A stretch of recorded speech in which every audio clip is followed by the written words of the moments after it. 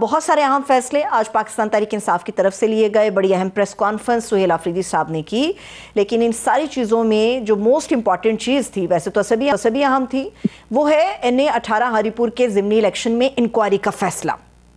اب وہاں پر جو ایک سوال آپ لوگوں کی حکومت پر ہے کہ صبح آپ کا حکومت آپ کی ماتحت ملازمین آپ کو یقین بھی ہے کہ دھاندلی نہیں انہوں نے کی ہوگی، پھر بھی آپ لوگ انکوائری کر رہے ہیں، تو اس ساری چیز سے کیا حاصل ہوا؟ بہتر تھا ہری پور کا الیکشن نہ ہی لڑتے، جیسے عمران خان صاحب نے کہا تھا، اتنے سبکی تو نہ اٹھانی پڑتی۔ دیکھیں بالکل خان صاحب کا جو ڈیسیجن تھا پنجاب میں حصہ نہ لینے کا، جہاں پہ ہمارے MNAs کو ڈیسیٹ کیا گیا غیر قانونی طور پہ، غیر آئینی طور پہ، تو وہاں انتخابات میں حصہ نہ لینا ان کے ڈیسیجن بالکل ٹھیک تھا۔ اور آپ نے دیکھا ہوگا کہ پاکستان تحریک انصاف کی جو بائیکاٹ کی وجہ سے وہاں پہ ٹرن آؤٹ جو تھا وہ 5 سے 10% تھا، جو یہ ثابت کر رہا ہے کہ عمران خان صاحب جو ہیں وہ پاکستانی سیاست کے مرکز ہیں۔ عمران خان کی کہی ہوئی بات پاکستانی سیاست میں آپ نے دیکھ لیا کہ اس کا اثر کیا ہوتا ہے۔ جو ٹرن آؤٹ 5 سے 10% تھا، یہی نون لیگ کا ووٹ پنجاب میں رہ گیا ہے۔ جہاں تک لاہور میں حصہ لینے کی بات ہے تو وہاں پہ میاں اظہر صاحب کی سیٹ تھی، وہ ان کے انتقال کی وجہ سے وہ خالی ہوئی تھی، تو وہاں پہ حصہ لینا ان کا ڈیسیجن تھا۔ اور جہاں پہ ہری پور کی بات آپ کر رہے ہیں تو ہری پور میں خیبر پختونخوا کی یہاں پہ حکومت ہے۔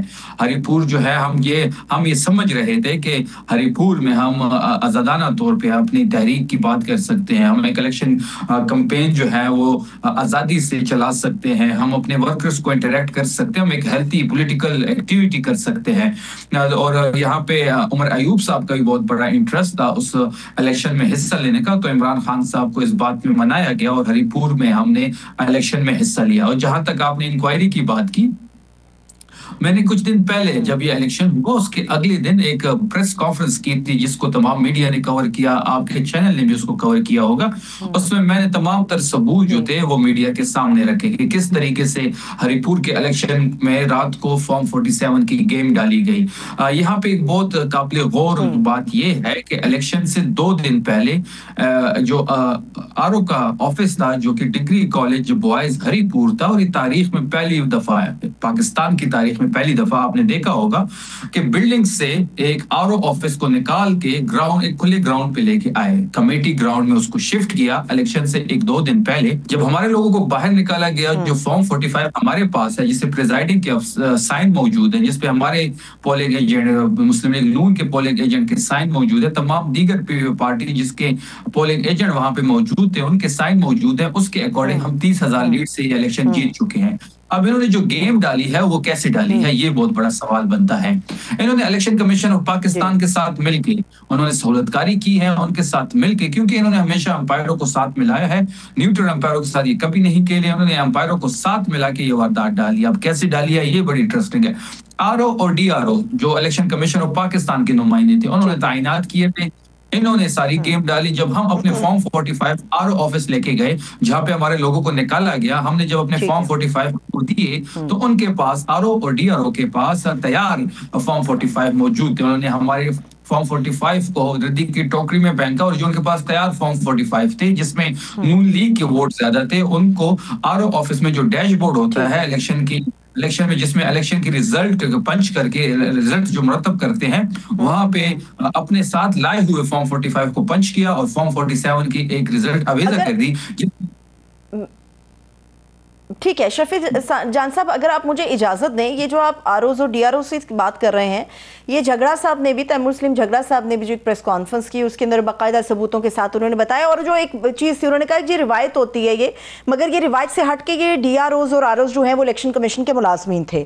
میرے پاس اس وقت 22 نومبر 2025 بائی الیکشن سے پہلے صحافی ذوالقرنین اقبال کا ایک سٹیٹمنٹ ہے جو انہوں نے کوٹ کیا، اور انہوں نے بتایا کہ پنجاب کے بائی الیکشن کے لیے تمام افسران ضلع انتظامیہ سے لیے گئے، مگر الیکشن کمیشن نے جو KP کا الیکشن ہے وہ ضلع انتظامیہ سے افسر نہیں لیا بلکہ اپنے افسران بھیجے۔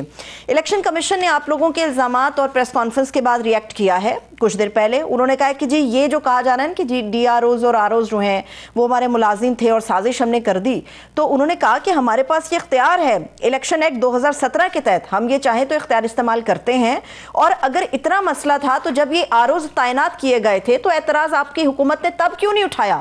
ہارنے کے بعد یہ الزام کیوں لگایا جا رہا ہے کہ جی یہ ساری سازش ہوئی تھی؟ دیکھیے ہم تو ڈے ون سے چیخ رہے تھے کہ الیکشن کمیشن آف پاکستان کے نومینیٹ کرتا لوگ یہاں پہ ڈی آر او اور آر او ہیں. ہم تو اپنے کمپین میں کہتے تھے. سہیل آفریدی صاحب جب حویلی آ گئے ضلع ایبٹ آباد میں جو جلسہ تھا اس میں بھی دیکھیں یہ کریڈٹ آپ سہیل آفریدی صاحب کو دیں گے کہ اس نے کوئی کمپین پہ اثر انداز نہیں ہوئے. وہ آپ نے دیکھا ہوگا کیپٹن صفدر جو تھے وہ ڈے ون سے ہری پور میں موجود تھے. اختیار ولی صاحب ڈے ون سے موجود تھے, وہ کمپین کر رہے تھے. جاوید مرتضیٰ موجود تھے. ان کے کینڈیڈیٹ, ان کے پوسٹرز, ان کے جلسے, ان کے جلوس, ان کی ریلی آزادانہ طور پہ ہو رہی تھی. ہم نے لیول پلینگ فیلڈ ان کو دی ہوئی تھی. سہیل آفریدی صاحب نے یہ بہت بڑا کمال کیا ہے کہ کسی ایڈمنسٹریشن کو جو ان کے ماتحت ہے کبھی کسی کو کال کی ہو یا کوئی اثر انداز ہوئے ہو تو اس کی کوئی ثبوت ہے تو وہ لے آئیں. جبکہ اس کے برعکس آپ نے دیکھا ہوگا کہ NA-129 پنجاب میں لاہور میں ہمارے لوگوں کو اٹھایا گیا, ہمارا پوسٹر نہیں چھوڑا گیا, ہمیں لیول پلینگ فیلڈ تو جوڑے پلینگ فیلڈ نہیں دی گئی. تو یہ اس کے برعکس ہم نے ان کو لیول پلینگ فیلڈ دی. اس کے باوجود انہوں نے الیکشن کمیشن آف پاکستان کے ساتھ مل کے عوام کے مینڈیٹ پہ, جمہوریت پہ ایک دفعہ پھر انہوں نے ڈاکہ ڈالا اور شب خون مارا. یہ ساری چیزیں ہم انشاءاللہ میڈیا کے سامنے لے کے آ رہے ہیں کیونکہ جو لوکل ہماری ایڈمنسٹریشن تھی, جو صوبائی ایڈمنسٹریشن تھی, اس کے جو پریزائڈنگ افسر ہیں ان کے بیانات قلم بند کر رہے ہیں, ان سے ایفیڈیوٹس لے رہے ہیں. تو یہ ساری چیزیں ہم میڈیا کے سامنے رکھیں گے اور یہ جو ڈاکہ ڈالا گیا ہے اس کو بے نقاب کریں گے جس طرح 8 فروری کو ڈاکہ ڈالا گیا تھا. صحیح, ٹھیک ہو گیا. اب جو دوسرا معاملہ ہے وہ ہے عمران خان صاحب سے ملاقات کا. اب ملاقات کے لیے شفیع جان صاحب ہمارے پروگرام کے اندر جو حکومت کے لوگ ہیں, حذیفہ رحمان ہو گئے, خرم دستگیر اور دیگر جو رہنما ہیں, وہ یہ کہہ چکے ہیں کہ منگل کو ملاقات ہو جائے گی.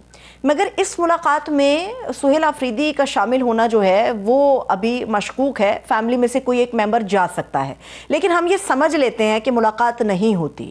تو پاکستان تحریک انصاف کا پلان کیا ہے؟ بات بڑی کلیئر ہے, بات بڑی سادہ ہے, بات بڑی واضح ہے کہ اگر منگل کے دن قائد عمران خان صاحب سے ان کی فیملی کی ملاقات نہیں ہوگی تو وہاں اڈیالہ کے سامنے دھرنا ہوگا, احتجاج ہوگا, مذمت ہوگی, کیونکہ یہ ہمارا آئینی اور قانونی حق ہے. عمران خان صاحب کا قانونی حق ہے. آپ کس طرح کسی کو آئسولیٹ کر سکتے ہیں؟ عمران خان صاحب تو جعلی مقدمات کے اندر ایک سیاسی قیدی ہیں. خوف آ رہا ہے ان کو, موجودہ حکومت عمران خان کا نام سنتی ہے تو ان کو خوف آتا ہے, ان کی نیندیں اڑ جاتی ہے. دیکھیں بڑی سمپل سی بات ہے, پہلے عمران خان صاحب کے جو تصویر تھی اس میں پابندی لگی, پھر بیانات پہ انہوں نے پابندی لگائی. ایک پیشی کے دوران سپریم کورٹ سے ایک تصویر ان کی جو لیک ہوئی اس کے بعد تمام عملے کو معطل کیا. جب یہ قیدی تھے ہمارے ٹائم پہ, ہمارے ٹائم سے پہلے جب یہ کورٹس آتے تھے تو کورٹس میں یہ عدالت تک چلتے چلتے 20-25 منٹ میڈیا سے بات کرتے تھے. ان کو اتنا خوف ہے عمران خان سے, عمران خان کی تصویر سے. میں آپ کو یہ آج آن ریکارڈ کہہ رہا ہوں کہ جس دن عمران خان صاحب باہر نکلے, اگر ان کی یہ خام خیالی ہے کہ ہم عمران خان صاحب کو اندر رکھیں گے, وہ باہر نہیں آئیں گے, انہوں نے باہر آنا ہے. باہر آئیں گے تو انہوں کا نظام دھرم برم ہو جائے جس دن وہ اڈیالہ سے باہر قدم رکھیں گے. ملاقات کی جہاں تک بات ہے وہ ہمارے قانونی حق ہے. تمام پارلیمنٹیرینز سہیل آفریدی صاحب کی قیادت میں پہلے ہم جائیں گے اسلام آباد ہائی کورٹ, جہاں پہ عمران خان صاحب کی کیسوں کو نہیں سنا جا رہا. وہ پاکستان کے مقبول ترین لیڈر ہے اور سب سے بڑی پولیٹیکل پارٹی کے لیڈر ہے. ہم سپریم ہائی کورٹ سے ریکویسٹ کریں گے کہ عمران خان صاحب کی کیسز کو سنا جائے. ہم وکیلوں کو سپورٹ میں جائیں گے, ہم ریکویسٹ کریں گے عدالتوں سے کہ اس وقت پاکستان کے سب سے بڑی لیڈر کے کیس کو سنا جائے. اس کے بعد ہم ان کی بہنوں کے ساتھ اڈیالہ جائیں گے, جہاں پہ ہم میک شور کرائیں گے کہ ان کی بہنوں کا وہاں پہ ملاقات ہو. ہمیں عمران خان صاحب کی صحت کے بارے میں بڑی سیریس کنسرن ہے. ہم چاہتے ہیں کہ بہنوں میں سے کوئی بھی ملاقات کرے اور عمران خان صاحب کی صحت کے بارے میں دریافت کرے. اگر ملاقات نہیں ہوتی تو اڈیالہ کی سڑکوں پہ مذمت بھی ہوگی, جلسہ بھی ہوگا, دھرنا بھی ہوگا.